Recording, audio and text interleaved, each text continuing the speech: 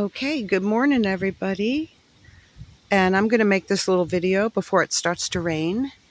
It's a dreary morning here in Connecticut, and it's a little windy and it's a little cold, but I thought I would talk about a few things.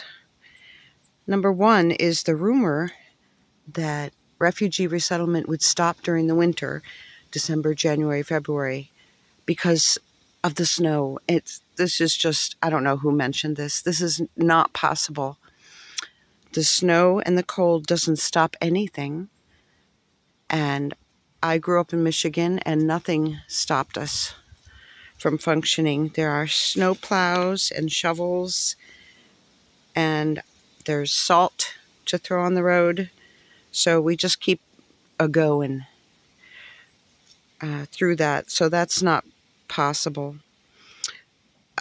Also, this issue about traveling as a refugee after you get here, wanting to travel back to South Africa or elsewhere, there is a document you can get from USCIS, and if you need to travel, you should ask for it right away when they're helping you get the employment authorization document from USCIS.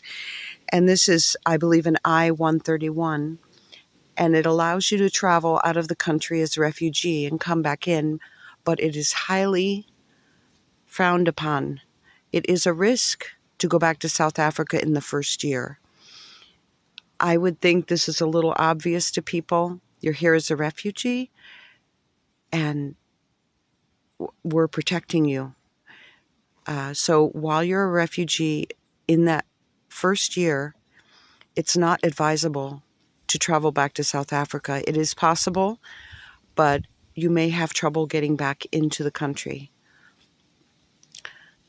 Wait, if you can, until you have your permanent resident card, and then that is what you use as your travel document in and out of the country.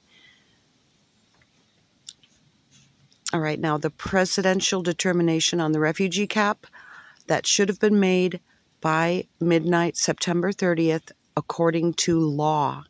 That is law. The president must consult with the Congress and then make the cap official, and it just didn't happen.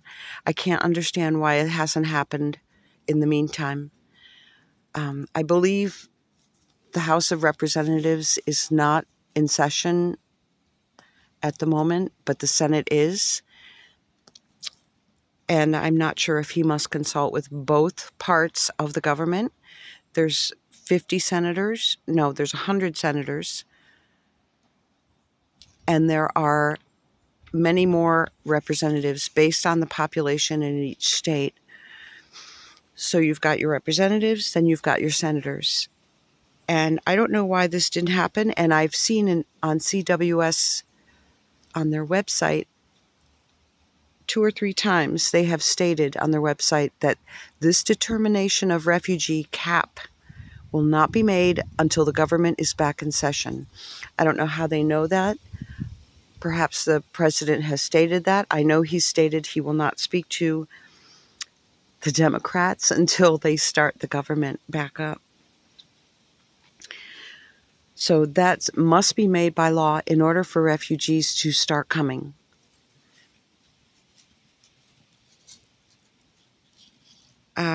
I want to talk about when you are having your interviews and you're discussing, if any discussion is happening, where you're going in the U.S.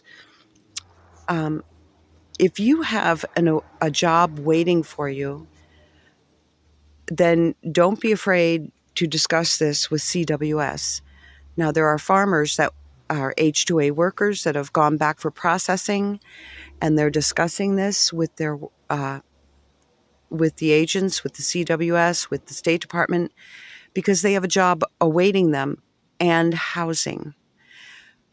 In the case where you just have a job waiting for you and you must be settled near that job, don't be afraid to talk about it.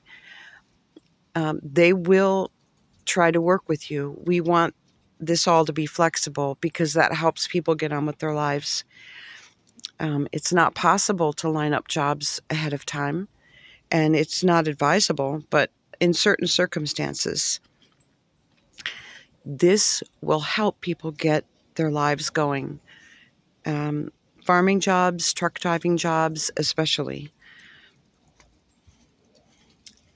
And now there's one more thing, and that is about leaving your resettlement agency.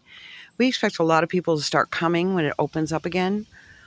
So there's been some talk about a couple of families were put in not so nice a place, this and that. Now, the resettlement agencies, this is what we have.